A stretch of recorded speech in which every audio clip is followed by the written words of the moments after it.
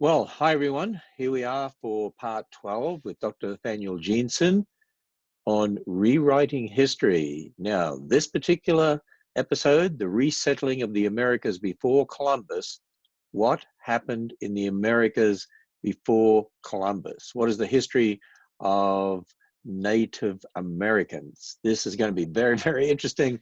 So, Dr. Nathaniel Jeanson, continue on with part 12. I want to say at the outset that there's multiple things we're going to accomplish in this episode. There's going to be some radically new history we're going to learn. Because the history is so explosive, I want to defend it at the outset and derive it going from the present backwards. And in doing so, we're going to see one of the strongest evidences for the young Earth timescale that exists. We're going to look at the Y chromosome family tree. What I'm going to show you, we're going to start by saying, does the Y chromosome family tree reflect what we know about what happened after Columbus? Last episode, we talked about the fact that there was a massive population die-off. We're going to discuss how genetics can actually give you the smoking gun of this, and how it's only the young Earth timescale that sees this. So we're going to start with what everyone knows. Evolutionists say, yes, there was a massive population die-off. I'm going to say it's only the young Earthers that can see this. That's one of the first steps. And so that's what also should help convince people what the shocking things I'm going to tell them about what happened before Columbus are therefore true. That's our control. It has an apologetic purpose. It has a historical purpose. We're going to see that what we know from archaeology, what we know from these records, what even mainstream people are saying, yes, this is what happened. I'm going to say, and it's only our genetics that reflect this. Evolutionists don't see this. They can't see this. This is a strong confirmation of the biblical time scale. And it also gives us brand new insights into what happened before Columbus. So that's all we're going to try to accomplish in the next 30 minutes. Part of this larger question of who do we come from? Who are the people that are our ancestors, given all of our differences culturally, linguistically, physically that we see today? And how do we relate to these people in the ancient past? We're going to get a little bit closer to this question as it relates to the earliest people in the Americas, and we're going to do that today. So who are the Native Americans? Mainstream scientists would say their history, their ancestry is ancient. Going back in mainstream timescales to the last ice age, the Native Americans came across from Asia due to the land bridge that formed, came perhaps down the Pacific coast, perhaps on the ice-free corridor, and based on the earliest archaeological sites we can find, this happened 15,000 years ago. You might have heard the term Folsom or Clovis. This refers to the specific types of points that they can find. This is a Clovis point. And based on other carbon-14 and other and radiometrically dated sites across the Americas, they say they came across and boom, dispersed across the Americas in short order. We'll talk about the limitations of carbon-14 dating for these ancient dates in future episodes. What we're going to do today is independently test this with genetics, because genetics has a clock within our cells. We'll talk about this more in a minute. So the mainstream timescale says they came across 15,000 years ago, where this isolated culture that didn't interact with anyone for over 10,000 years until Europeans arrived in 1492. There was some interaction with Leif Erikson, maybe around 1,000. That wasn't permanent. The first permanent narrative starts 1492, then with the Pilgrims and so on. So there's this meeting of very ancient cultures that hadn't encountered one another for 10,000 years. That's what the mainstream scientist says. And because the Europeans had developed bigger technology, they overcame their poorly armed opponents. We saw, of course, that part of the narrative was wrong based on mainstream science itself in our previous episode. There were massive numbers of people here who underwent a dramatic population collapse, so that when the US Army pushes westward, they're encountering a relic of the people who were once here. And so the seeds of this outcome were sown centuries prior. We've seen that these people were not primitive. We go through the rainforest today, cloud forest, oh, this must have been the way it always was. Not true. We can dig down below the surface. Mainstream archaeology says, no, these are not primitive peoples. These are survivors of a recently shattered culture, to quote Charles Mann's book, 1491. We've seen it, research that's ongoing even since then. Looking at a cloud forest in Ecuador, you look at the plant materials in one of the lakes that they looked at, you can see evidence for plants that are consistent with the cloud forest, but you dig down further, in the 1600s, it's grassland, and around the time of the Columbus, it's a farmland. This was not a cloud forest or rainforest. These people had transformed their environment around the time of Columbus, and this has all changed within a few centuries. It's not the way it appears. These were not leftovers from the Stone Age survivors of a recently shattered culture. So if this much of mainstream science and stereotypical views can change that fast due to archaeology within the last few decades, could this narrative and this aspect of the narrative fall as well? Is it really something that happened 15,000 years ago? Are they all the descendants? Are today's Native Americans all the descendants of the first Americans? Time and genetics would tell a different story than what we've been taught from mainstream sources for years. And because of what I'm going to tell you again is so explosive, it's worth, especially at this juncture, to review what we've covered in previous episodes, because these lessons apply in living color to this question of who are the Native Americans. The world is smaller than we think.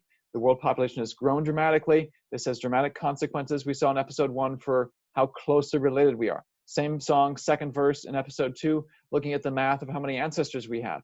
This must mean people are much more connected than we think they are. This implies that ethnic change can happen much more quickly than we think. We've looked at basic genetics in episode 3 to say, yes, this is very easy. And if you combine that with how fast or slow people can reproduce, if you combine that with the fact that slight differences in reproductive rates, this family has 2 kids, this family has 3. Apply that over multiple generations, and one group can overtake the other, yet look like the second group. We've seen that the majority of Europeans, Western and Eastern Europeans, are the descendants of Central Asians, even though they don't look like Central Asians. Episode 4 is key to understanding how that possibly can occur. And the key to all of this is the recognition based on the clocks within our cells, and especially those clocks that mark off male inheritance. We've seen that our family tree is much shallower, much shorter than we think. It's only 200 generational steps from Noah, 8 people, to the nearly 8 billion people today. This is going to force our family trees to come together quickly. And episodes 5 and 6 went through the technical reasons why it's the male inherited DNA that's the key. And while the female inherited DNA, the mitochondrial DNA, marks off 6,000 years, there's statistical noise. We just can't be that precise with it to get into the details of history. Starting with Europe, on this tree, we've seen the lost relatives of Europe. Some of them are in India, some of them in Central Asia. There's many people who are of Mongol descent and don't know it. We've seen there's an ancient Chinese connection to Eastern Europe. We've looked at the question of who settled the Americas after Columbus. There's a hidden history of the vast majority of European descent Americans. Even Latin Americans have strong European descent. I say European, but the ancestors of most Americans and of Western Europeans are not who we think they are. They are Central Asians. So see those earlier episodes for that, for the justification for that. But I want our viewers to see that this revolution, this rewriting of how we think about who we are, and we're going to see this in a dramatic way today for the Native Americans, is just part of a consistent pattern we're seeing around the globe. This is something unique to the Americas. We've seen this in living color for Europeans. We've begun to scratch the surface literally in the previous episode, looking at archaeological discoveries in mainstream science that rewrite our understanding. Today, we want to look at the resettling of the Americas before Columbus. Now, we typically think of resettling as after Columbus. It's the Europeans who came in and resettled after wiping out the Native Americans, what once was Native American land. Well, who are these people? Who do they come from? Apart from written records tracing back genealogies for hundreds of generations, 100 or more generations, the only way you can answer this is with DNA.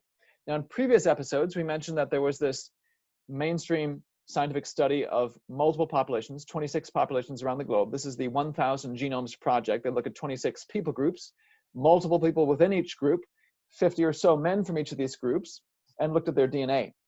And even though this doesn't cover a lot of the map here, we looked at the fact that this covers a lot of the places of where the people are. These are population-dense centers of the globe. So it's a good first pass look at what our DNA looks like globally.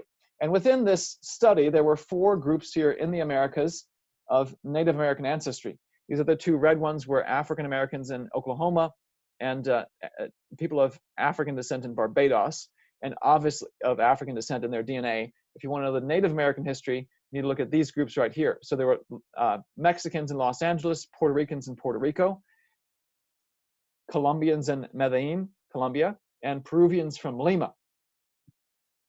There's been 3 major studies of Native American Y chromosome DNA that I want to highlight. This is the first one. There was a second study we looked at that if the first study was taking a narrow slice of the global pie, but trying to look deeply at their history. This takes a much wider slice of the global pie, but looks more shallow. Many more people groups represented, but only a few men, a handful of men from each. And in this particular study, only a handful of Native Americans. These were about 3 groups of people from northwestern Argentina. There was a third study focusing exclusively or almost exclusively on indigenous Americans. And you can see there's a whole bunch of people's study with a heavy emphasis in Latin America. And Latin America, of course, if you remember from previous episode, is where in terms of pre-Columbian times, where the people were most concentrated. Only about 4 million people in the Americas, North America, north of the Rio Grande, upon the arrival of Columbus, 26 million in Central in Central America and the Caribbean, and about 24 million, and these are rough estimates, highly debated, in South America. Well, I want to focus on this particular study. All 3 of these studies give results that are consistent with each other. This particular study, even though it sampled a little bit of South America, it has the highest quality data. And it's a tree we've looked at before. Again, this is a family tree where time moves from left to right, not from top to bottom. The Native American section of this tree is found up here in light gray. To zoom in, this is what the people look like. I've mentioned in previous episodes, scientists assign letters and numbers to give you sort of a shorthand to know where you are in the tree. The major divisions that branch off from the beginning are assigned letters. And if those major branches get subdivided, you give a number to each of those subdivisions, and then a letter, a number, and letter numbers. You keep going through the tree. Well, this particular major branch is assigned the letter Q. To zoom in here just to see who's on this tree, you notice I've shown you not just in gray the Native Americans. They have a close genealogical relationship in pink here with Siberian peoples. You may not recognize these names, Selkups and Kets. Eskimos you might recognize. They're Siberians on the Asian side. They're classified in this study as that way. You can see in light green here, there's Uzbeks, Central Asians. And moving on down, there's these terms, these names for these groups may not be recognizable, but they're Andean by the Andes Mountains. These are the people who are present in this particular study. Now, I included these Siberian groups because it's been a long-standing dogma in the mainstream community that Native Americans came from a Central Asian group or Siberian group, but that it happened 15,000 years ago. And this time scale is so entrenched, it's used literally as a sanity check. Sanity check is the phrase used in the 1,000 Genomes paper. They looked at, when they studied the Y chromosomes, they created their whole tree, and then they said, okay, let's look at the Native American branches. If the timing of our tree lines up so that the Native American branches branch off from Central Asia 15,000 years ago, we've done it right. Then we know we're on the right track. That's how entrenched this time scale is in the mainstream community. I want to revisit this using a different sort of analysis. It's something we had discussed, I think, previously. I'm going to take it a step further, explain it slowly so we can all follow. So this is DNA from living people. What can we learn about the history before Columbus using DNA from the survivors? It's a little bit of a non-intuitive way to approach this. Well, the first thing that we can do is reconstruct the family tree. That's what this diagram is. It's branches, just like we might reconstruct if we had written records and say, okay, this is my dad up here and my mom, and this was their dad and their mom. We've rotated about 90 degrees so that the time moves from left to right. But this branching pattern is essentially a record of who comes from whom. It's just using the number of differences between various people. So these 2 men, every branch is 1 man. These 2 men have a short branch connecting them. They have few DNA differences. This branch is long. You have to go all the way down here and over and up here to connect these 2 men over to this guy. They have a much more distant common ancestor. And so the length of these branches represent family tree. They're essentially time scales. So as you move from right to left, you go backwards in time. And if you go from this direction, you're moving forwards in time. It's a family tree. So that's step 1. The second step in inferring something from these living people is to recognize that the branches of a family tree reflect population size. It's self-evident if you think about it. So if you were to look at my family tree, get the Y chromosomes from my 3 boys and my Y chromosomes, you can see 3 branches that come off from me. There's 3 males at the next generation in my family tree. Duh, of course, it's a kindergarten point. Well, that's true around the globe. If you reconstruct the family tree from people around the globe, the number of branches at various points in time is going to reflect the population size. So back here, you've got a whole bunch of branches coming off. Population must be growing. Then it's flat, so there must not have been much population growth in this guy's family history. Then there's more growing up here. There must have been an increase in population size there. That's the principle behind this. And it's the principle we can apply globally and then specifically to this particular group of people. Now, let me run through a couple of scenarios just so we can all follow how this works. Let's think of a theoretical family tree where it starts with some male ancestor in the past. And let's say we're watching this. We have supernatural abilities. We can time travel and watch this family tree grow through time. He has 2 boys, so then he's got 2 more branches on his family tree. And we're time traveling, and we're watching these boys grow up, get married, and they each have 2 boys as well. Same thing happens in the next generation as we travel through time. They have 2 boys, and on this goes over time. If we were to take the DNA from those living people, let's say those people are now living today, we get their DNA differences, we can reconstruct this family tree here. We could go through time and count the number of branches to reconstruct that population history that we just, in theory, watched through time travel.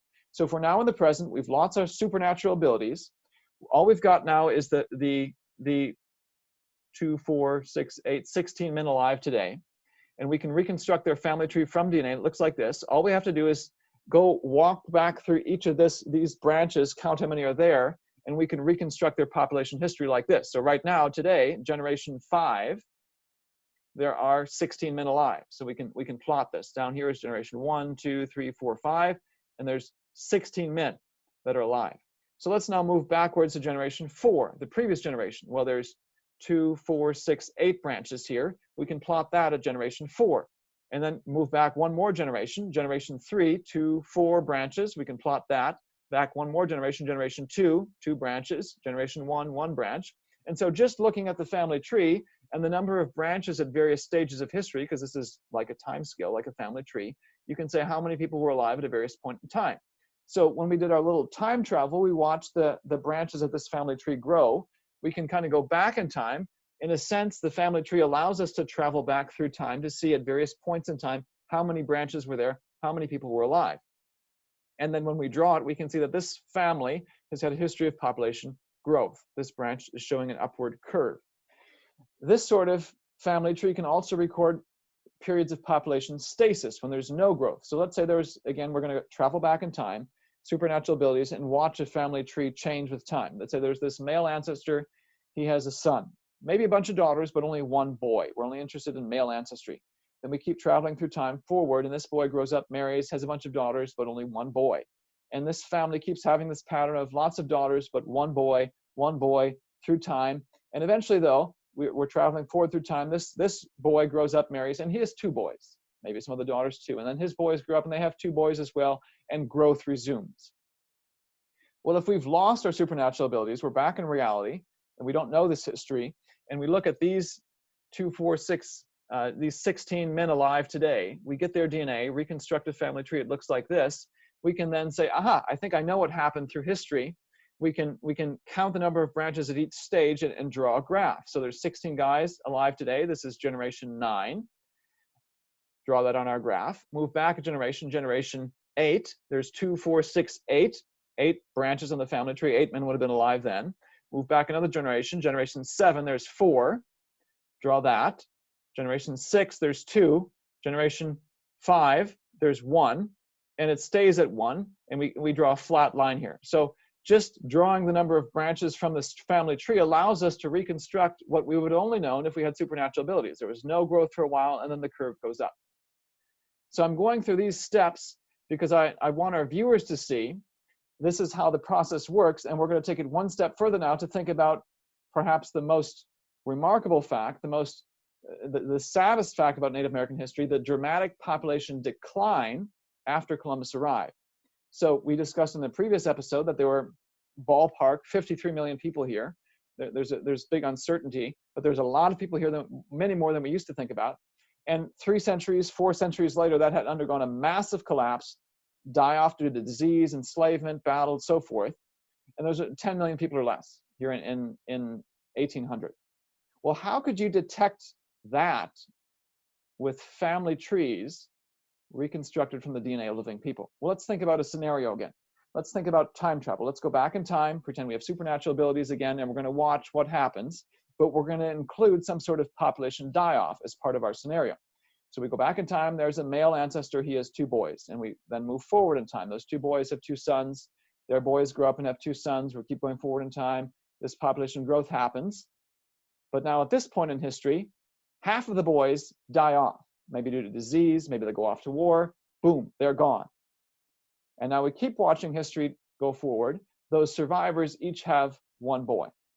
And now we're in the present, and now let's pretend we haven't been able to witness any of that history. If we had, this is what in white the population curve would have looked like. If we were watching and supernatural recording through time, we would have seen the population grow, and then a whole bunch of people die off so that there's only about 8 people alive then today. And but our question is, and our scenario today is, all we have is living Native Americans. And we can get DNA from these living Native Americans. We can reconstruct their family tree. What should we be seeing if there's been this massive population die-off? Well, think back to our theoretical scenario. I'm going to highlight in blue the family tree that would result if we take DNA from living people. We would not have any access to these people, these branches of the men who died off. They don't leave descendants. We don't have their DNA. All we can see with the DNA from these living people is what's highlighted in blue. So if you then count the number of branches, today we see 8. So we put that in blue on our graph. We're going to compare it to what we would have seen if we were supernatural abilities and watching it in real time. Then we go back a generation. That's generation 6. Go back to generation 5. Well, all we see is the blue branches. We have no access to those white ones that have the red X's because they died. They don't leave descendants. We don't see their DNA.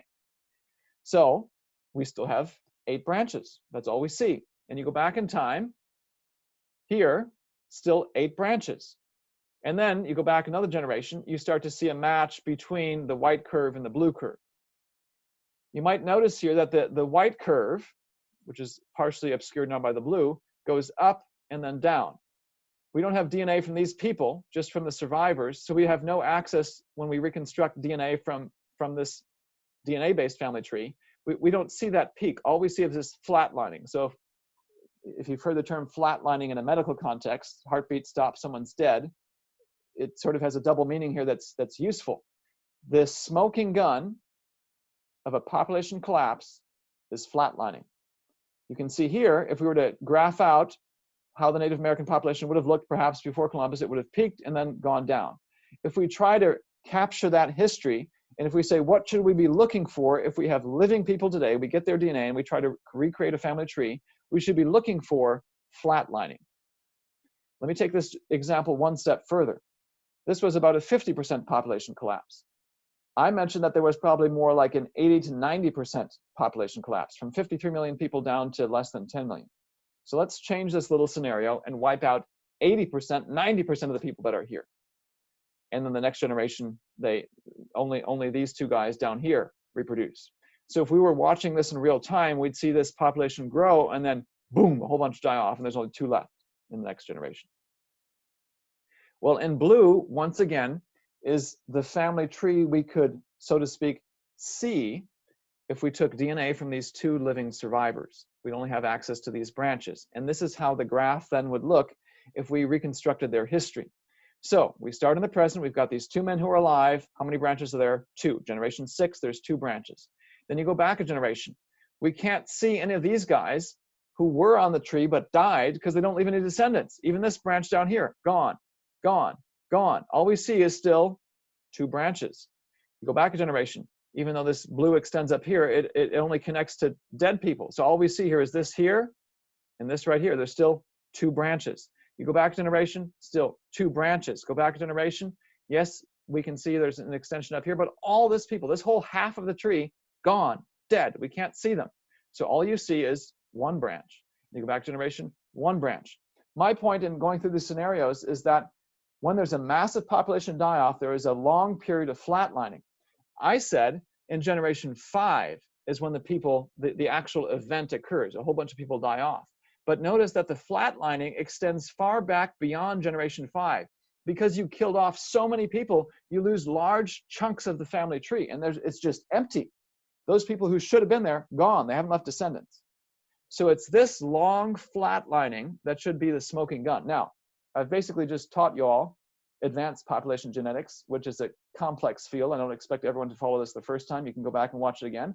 The bottom line of what I'm saying is if we're going to take DNA from living people and we're looking for the real history of what's happened after Columbus, we're looking for flatlining in the branches of the family tree. And I'm going to add one more little caveat here. After there was a population die-off, some of these populations recovered. So in this column right here, we're based on the 2010 US Census of various tribal groups, from the most populous to the down to those who have fewer, and it goes down further. I'm just taking the most populous groups. Navajos have nearly 300,000 people in 2010. The Sioux had 112,000, so forth. For some of these groups, we have historical data. So we know that from history. In 1868, there were only 9,000 Navajos. So they've increased over 30-fold in just over a century. The Sioux were at about 25,000 people in 1890. They've increased less dramatically. The Pueblos are also around 9,000, this time in 1861. They've increased less than the Navajos. The point is, after this population went down, down, down for several centuries, some of these groups have now recovered. So if we want to know what the native population family tree should look like, it should be a long period of flatlining, predating Columbus, because the collapse was so big, and then a recovery. So adding those branches there, and we're going to add a little bit of recovery here at the end of our graph. So long story short, even if you didn't follow everything I said, this is what we should be seeing in the family tree of Native Americans, given what we know about what happened after Columbus arrived. So this purple line here is 1492. Down here you have 1200 AD, 1300, 1400, Columbus arrives, 1500, 1600, 1700, all the way down to the present. What we should see is a flat line. A whole bunch of the branches in today's Native Americans are now gone because their relatives, their ancestors died. Their relatives, their ancestral relatives. And because it was such a massive die-off, we're going to see flatlining that precedes the arrival of Columbus. So if we look at this particular section of the family tree, and if you're looking carefully what's happening here and recognize this is a timeline, there's a lot of long branches, not people. It doesn't look like this staircase step. There's a lot of flat lines, no one else branching off. What does that mean? It seems like this might be the smoking gun of their population decline. Well, the mainstream community, this is the paper from which the primary data we're taking, they tried to reconstruct population histories for various peoples, and they say, yes, we can detect the decline. They do not detect the recovery after the 1800s, 1900s. So the mainstream scientific community can only detect part of this history. And I'm arguing that the reason they miss the recovery is because they have the wrong time scale.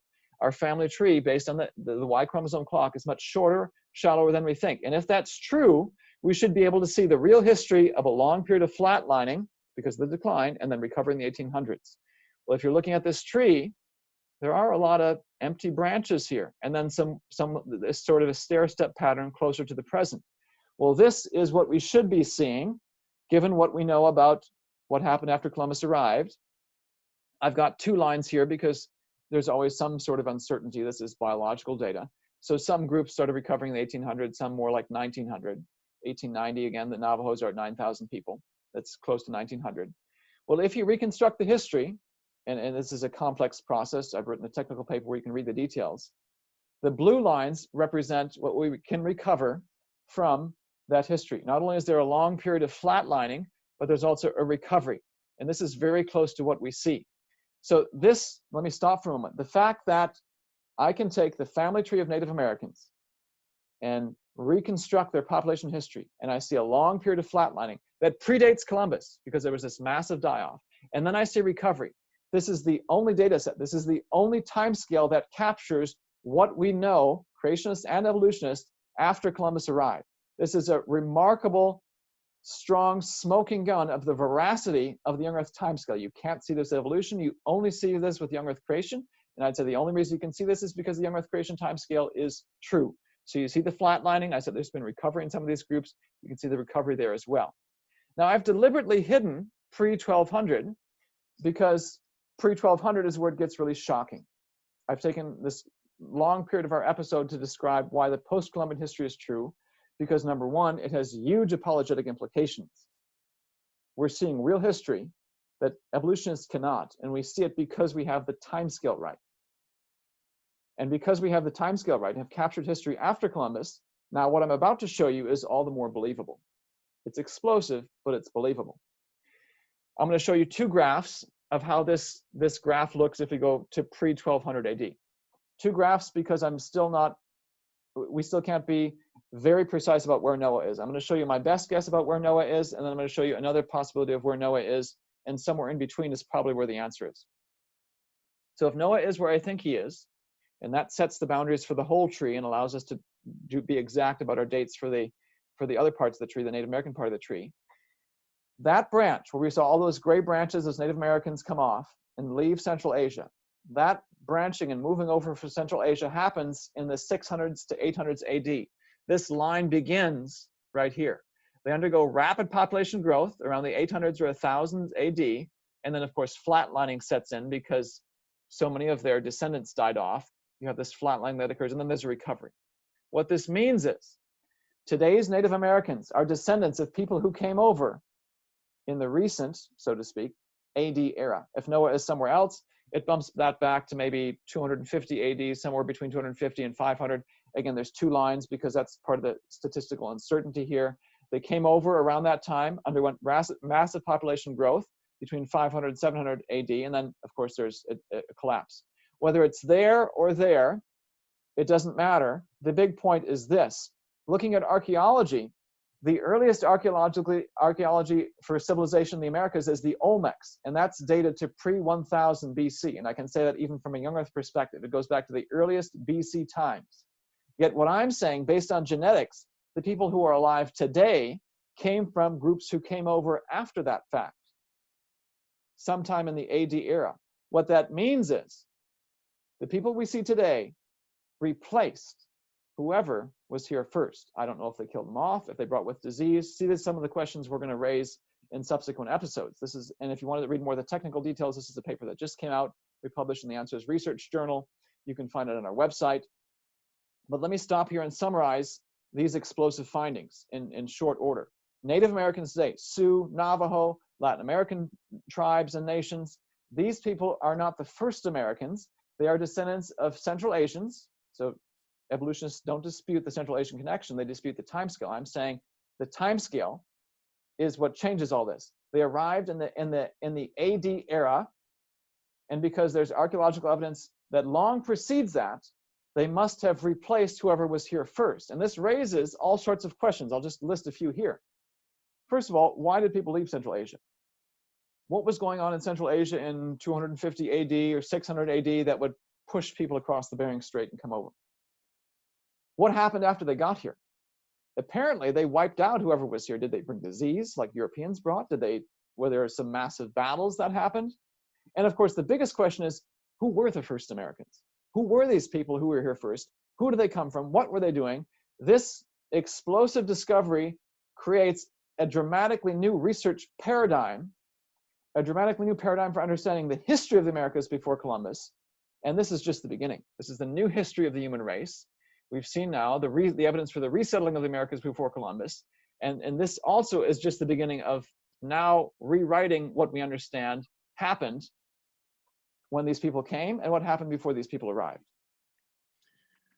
Well, you know, Dr. Jeanson, secularists out there think creationists are radical anyway because we stand for God's word in Genesis and stand against evolutionary ideas. So I guess you're going to be considered radical for your approach to history here. They're going to accuse us of all sorts of things, and yeah, it's what else is new? They accused us of these sorts of things long before we made such comments about the Americas. But that's part of the reason I wanted to emphasize the post-Columbian history, because it's so radical and so likely politically incorrect. Why would anyone ever say this? Well, because we're the only people who can capture the known history. We're the only people who can capture the collapse and the recovery. So if you want to know what happened, if you're a Native American, you want to know what happened here, we're the only people who can tell you and can reflect what we already know happened post-Columbus. And so that's why I think it's this model that should be trusted for what happened before Columbus. That's to me the key scientific link. So it's not just we're destroying what everyone held dearly. No, we're the only people who can tell you and show you the echo of what we know happened after Columbus. And so therefore we can go back and revisit what happened before Columbus. Sort of reminds me when secularists, evolutionists who reject God's word look at the fossil record and they say there's no evidence of a flood because this took millions of years. But of course, if there's no millions of years, you realize that had to happen in a very short time. It all makes sense. with a catastrophic flood. And you're looking at this in regard to human population. And of course, the Bible's timeline would tell us it's much shorter than what we've been told by the secular world. Of course, the Bible's timeline is right, and it explains what you're seeing in genetics. So what can we look forward to in episodes 13 and 14 coming up? We're going to begin to try to answer some of these questions that have just been raised by these findings.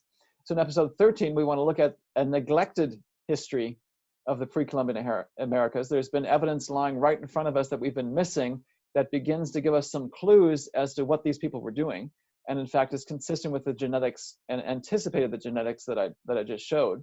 That's episode 13. Episode 14, we want to look at the question of what happened to the Maya. So there's a ancient pre-Columbian civilization, fairly glorious one in terms of what they were able to produce, not necessarily glorious in their cultural practices. But even Wikipedia says that the collapse of the Mayas, the disappearance of this Mayan civilization, is one of the great unsolved mysteries of archaeology. And the genetic discoveries we've just looked at might offer some clues and help us retell and solve this long-standing unsolved mystery. There's as many solutions to this mystery in the mainstream community as the mainstream community has for what happened to the dinosaurs, just to give our viewers some sense of how much of a nagging problem this has been. Well, with genetics in hand, we now have some new tools by which to say, I think we've got some answers, and they're really remarkable. Well, that's something to look forward to for the future episodes. And if people want to see all the past episodes, now, answers.tv, it's our own streaming service. Answers in Genesis now has its own streaming service, just like Netflix does and Disney Plus and so on. But we would encourage you to subscribe to answers.tv, just over $3 a month for a year's subscription. That's very, very inexpensive. And all these sessions will be archived on there. But you can also go to YouTube, the Answers in Genesis channel, and they'll be there as well. Well, with that, we look forward to the next 2 episodes next week. So thank you, Dr. Jeanson, and we'll have you back here when we go through that new information that you have that's going to give some very interesting answers to all of this. Thank you.